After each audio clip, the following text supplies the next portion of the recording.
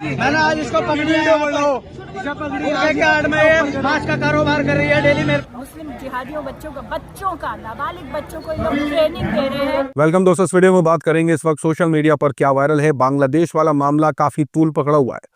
Social media पर इस वक्त बांग्लादेश वाले मामले को लेकर के चर्चा है, क्योंकि बांग्लादेश के हिंदुओं के साथ जो मामला थे उसको लेकर के वहां प्रोटेस्ट निकला। अब जो रीसेंट अपडेट है मैं आपके साथ शेयर करूंगा, और किस तरीके से सोशल मीडिया के ऊपर जो मुस्लिम सोशल एक्टिविस्ट हैं, ऑनलाइन यूजर्स हैं, इन्फ्लुएंसर्स हैं, कैसे पोस्ट कर रहे हैं, इस पूरे मामले को कैसे देख रहे हैं। क्योंकि बताया जा रहा है हाल फिलहाल में एक मुस्लिम लॉयर की भी जान चली गई है बांग्लादेश के अंदर।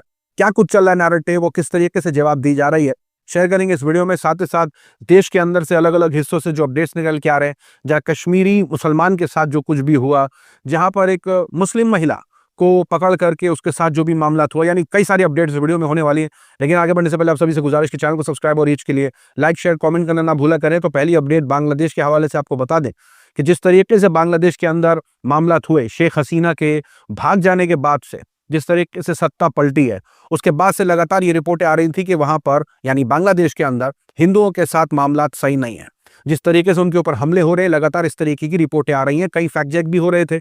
यूं समझ लीजिए कि कहीं ये चल रहा था कि मंदिर पर हमला हुआ है बांग्लादेश के अंदर, हिंदुओं पर हमला हुआ है, उनका फैक्ट चेक भी हो रहा था। कहा जा रहा था कि ऐसे नहीं हुआ, ऐसे हुआ है, या कहीं खबर फर्जी है, कहीं की वीडियो उठा के कहीं लगाई जा रही है। यानी एक तरफ चल रहा था नैरेटिव कि भाई खूब हमले हो रहे हैं, एक तरफ चल रहा था कि भाई इतने हमले नहीं हो रहे हैं, यानी ये सारा कुछ चला। लेकिन अभी जिस तरीके से रिपोर्ट निकल के आ रही है, इसमें कोई दो राय नहीं है कि जो हिंदुओं के साथ बांग्लादेश के अंदर हो रहा है वो काफी चिंताजनक है। क्योंकि अभी जो रिपोर्ट निकल के आ रही है उसके मुताबिक बताया जा रहा है कि जब हिंदू के बड़े नेता रास्ते पर उतरे, प्रोटेस्ट कर रहे थे, और ये सारा पीसफुल प्रोटेस्ट बताया जा रहा है कि पीसफुल प्रोटेस्ट था, इसके अंदर हुआ ये कि एक जाने माने मॉन्क है, इस्कॉन के हिंदू नेता है, उनको गिरफ्तार कर लिया। इस गिरफ्तारी के बाद सोशल मीडिया पर हंगामा मच गया, लगातार उनकी रिहाई की मांग होने लगी। सोशल मीडिया पर यह चलने लगा कि ये लोग जो हिंदू नेता की रिलीज की मांग कर रहे हैं, 2 दिन पहले मुसलमानों पर हुए हमलों को लेकर के जश्न मना रहे थे जो संभल में हुआ है।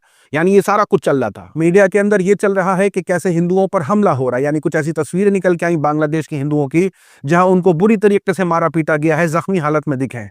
तो जाने माने पत्रकार है, उनकी तरफ से इसको लेकर के जेनोसाइड बताया गया कि हिंदुओं के साथ बांग्लादेश के अंदर जेनोसाइड हो रहा है। यानी ये सारा कुछ एक तरफ चल रहा है, दूसरी तरफ जवाब दिया जा रहा है कि बताओ, संभल में 5 लोगों की जान चली गई है, इन लोगों से उस मामले में नहीं बोला गया, और अब बांग्लादेश के हिंदुओं पर बोलते नजर आ रहे हैं। यानी एक दूसरे को सोशल मीडिया पर लोग जवाब देते दिखाई दे रहे हैं। लेकिन जो अभी रिपोर्ट निकल के आ रही है वो काफी हैरान और परेशान करने वाली है। आपको बताया जा रहा है कि बांग्लादेश के जो हिंदू लीडर जिनको गिरफ्तार किया था, उनका नाम बताया जा रहा है कृष्णदास ब्रह्मचारी, उनकी बेल को डिनाई कर दिया है कोर्ट ने। जी हाँ, और डिनाई करने के साथ साथ उनके ऊपर सेडिशंस के चार्जेस भी लगाए गए हैं। अब यहां पर इस मामले को लेकर के जब पुलिस उनको लेकर के जा रही थी, तो उस वैन पर जो है प्रोटेस्ट किया जाता है, वैन के इर्द गिर्द लोग नारेबाजी करते हैं, हंगामा बर्पा करते हैं। उसके बाद जो हंगामे वाली वीडियो सामने आती है, उसके अंदर बताया जाता है कई लोग जो प्रोटेस्ट कर रहे थे कि उनको बेल नहीं मिली, इसके खिलाफ, कोर्ट के आदेश के खिलाफ जो प्रोटेस्ट कर रहे थे, उनके ऊपर बर्बरता हुई है। और जिस तरीके से हुई है, कई लोग वहां जख्मी हुए हैं, और बताया जा रहा है कि एक मुस्लिम लॉयर जो एक पब्लिक प्रोसिक्यूटर था, उसकी जान चली गई है। एक तरफ ये चल रहा है कि कैसे जमात इस्लामी के नेता ने जो है वो उस शख्स को मौत के घाट उतार दिया, यानी सैफुल इस्लाम अलिफ, जो कि पब्लिक प्रोसिक्यूटर था और हिंदू मॉन्क के लिए बेल की मांग कर रहा था कोर्ट के अंदर। बताया जा रहा है ऐसा कि उसकी जान लेने का जिम्मेदार जो है वो जमीयत इस्लामी लीडर है। दूसरी तरफ मीडिया रिपोर्टों में चल रहा है कि पुलिस की बर्बरता की वजह से उसकी जान चली गई। और अगली तरफ ये चल रहा है कि कैसे हिंदुत्व मॉब ने चित्तागोंग के अंदर एक बांग्लादेशी लॉयर सैफुल इस्लाम को लिंच करके उसको मौत के घाट उतार दिया। यानी तीनों पहलू सोशल मीडिया पर लगातार चल रहे हैं और एक दूसरे को ब्लेम करते नजर आ रहे हैं। अब सोशल मीडिया पर चल ये रहा है कि संभल में जो कुछ भी हुआ उसको लेकर के बोलने वाले आज बांग्लादेश के लिए आवाज उठा रहे हैं। यानी भारत के अंदर जो माइनॉरिटी की सिचुएशन है, जो उस सर्वे के खिलाफ प्रोटेस्ट कर रहे थे संभल की जामा मस्जिद के बाहर, उनकी जो 5 लोगों की मौत हुई है उस पर जश्न मना रहे थे, उनकी लाशों पर जश्न मना रहे थे, दिल वाला इमोजी शेयर कर रहे थे। यानी ये सारा ट्वीट है जहां मरने वाली की लाशों की तस्वीरों पर इस तरीके की कमेंट्री हो रही थी। दूसरी तरफ ये भी चल रहा है कि देखो यहाँ पर अगर मुसलमानों पर कुछ होता है तो चलता है वाह योगी जी वाह, और अगर हिंदुओं को बांग्लादेश के अंदर कुछ मामलात होते हैं तो हिंदू अंडर अटैक। यानी ये किस तरीके की हिपोक्रेसी चल रही है। अब सोशल मीडिया पर कई बड़े अकाउंट, यानी सदगुरु का हो गया और कई बड़े बड़े अकाउंट्स की तरफ से जो है वो बांग्लादेशी हिंदुओं के लिए आवाज उठाई जा रही है और लगातार उनको ये जवाब दिया जा रहा है कि भारत के अंदर माइनॉरिटी के साथ कुछ होता है तो इस पर बोला नहीं जाता है। यहाँ पर लंबे लंबे ट्वीट किए जा रहे हैं, यानी सोशल मीडिया पर हिपोक्रेसी शेयर करते हुए लोग इस तरीके की बातें कर रहे हैं। अब संभल वाली रिपोर्ट तो मैंने आपके साथ शेयर करी थी।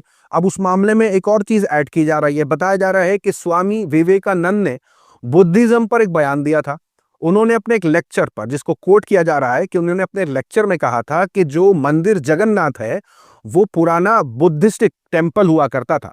यानी ये सारी बातें इसलिए चल रही हैं क्योंकि लगातार जिस तरीके से मस्जिदों के अंदर या मस्जिदों के नीचे मंदिर को ढूंढा जा रहा है, तो लगातार ये नैरेटिव शेयर किया जा रहा है कि अगर आप मंदिरों के नीचे झांकेंगे तो आपको बुद्धिस्ट टेम्पल मिलेंगे। और ऐसा बताते हुए ये शेयर किया जा रहा है कि ये बात किसी और ने नहीं, विवेकानंद ने अपने एक लेक्चर में कही थी। कहा जा रहा है कि जैसे स्वामी विवेकानंद ने लिखा था जगन्नाथ मंदिर बौद्ध मठ तोड़कर बनाया गया था, ठीक वैसे ही बाकी के हिंदू मंदिरों की जांच की जाए तो ये तस्वीर ठीक साबित होगी। यानी इस तरीके की तस्वीर भी निकल के आ रही है। यानी कुल मिलाकर के बोला यह जा रहा है कि मस्जिद के नीचे क्यों शिवलिंग ढूंढा जा रहा है।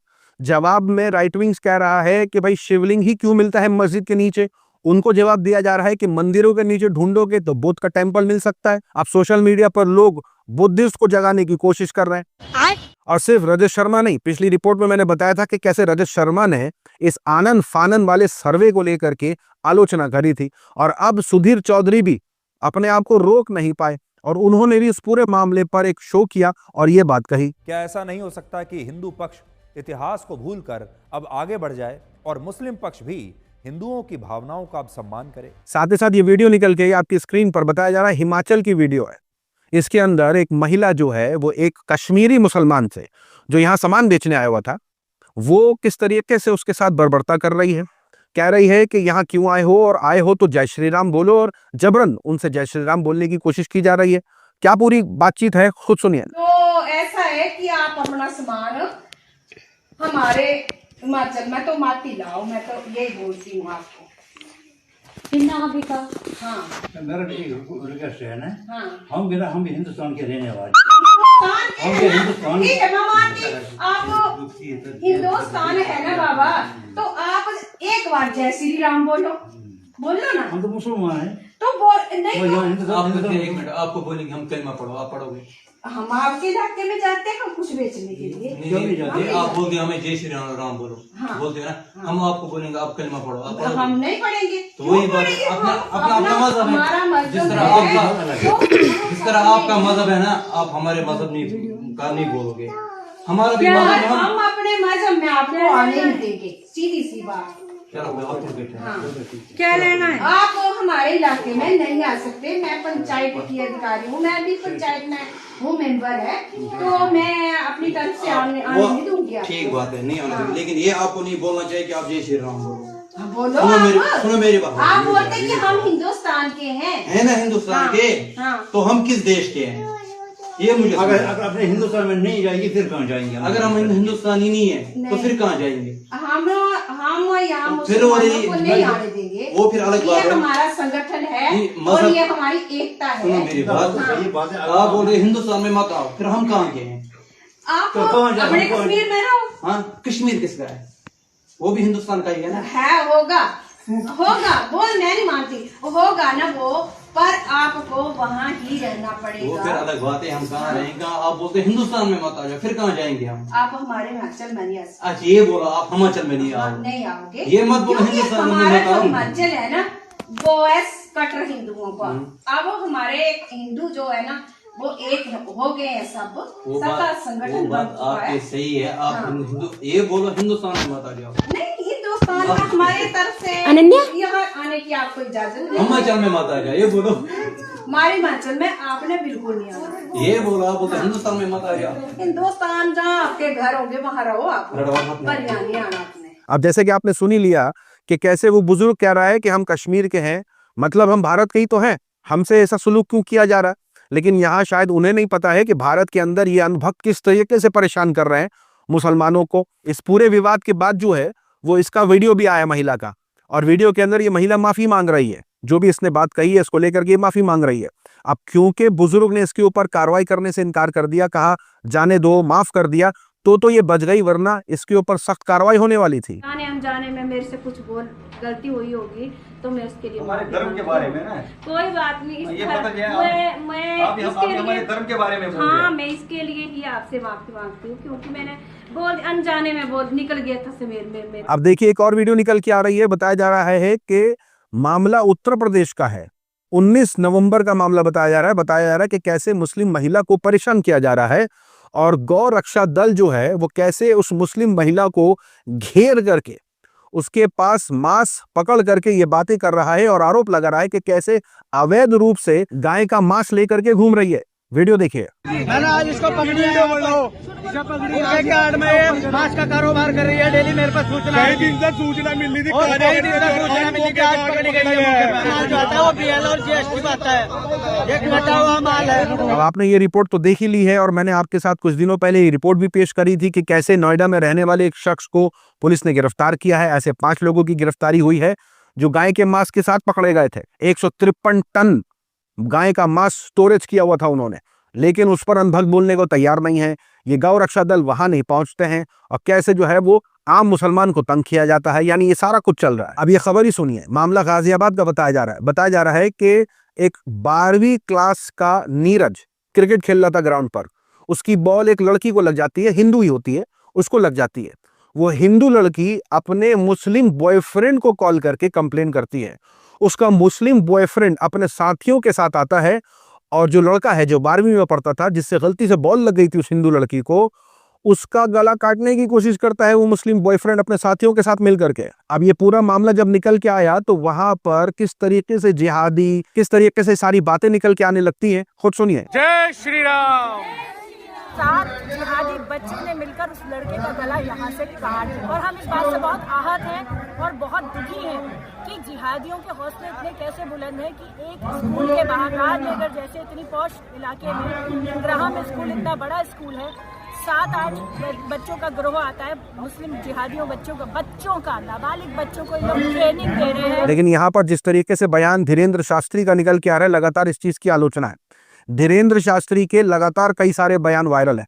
इसके अंदर उन्होंने कहा कि देश में 100 करोड़ हिंदू हैं, 1 करोड़ को सड़क पर आना चाहिए, नहीं तो आने वाले समय में घरों में कब्जा कर लिया जाएगा। साथ ही साथ उन्होंने कहा अभी 20% है, 50% हो गए तो मामला खराब हो जाएंगे। यानी इस तरीके का धीरेन्द्र शास्त्री का बयान काफी वायरल है। अब सोशल मीडिया पर लगातार उनको यह याद दिलाया जा रहा है कि धीरेन्द्र शास्त्री ने खुद एक इंटरव्यू के अंदर ये कबूल कर लिया था कि जी हाँ, उनकी बहन का शौहर मुसलमान है।